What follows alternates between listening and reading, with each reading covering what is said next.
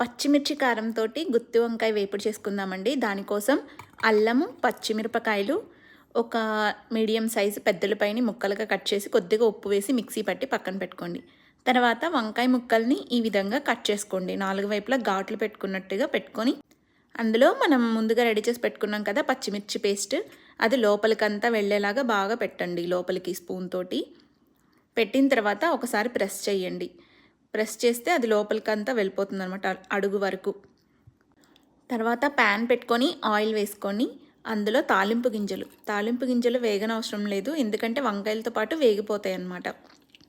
తర్వాత వంకాయ ముక్కలన్నీ ఇలా పెట్టుకొని దాని మీద కొద్దిగా ఉప్పు, పసుపు వేసి ఈ విధంగా కలుపుకోండి. గరిటెతో కాకుండా లో ఫ్లేమ్లో ఉడికించుకోండి. హై ఫ్లేమ్లో పెడితే మాడిపోతాయి కదా, సో అందుకని. తర్వాత లాస్ట్లో కొత్తిమీర, కరివేపాకుతోటి గార్నిష్ చేసుకోండి.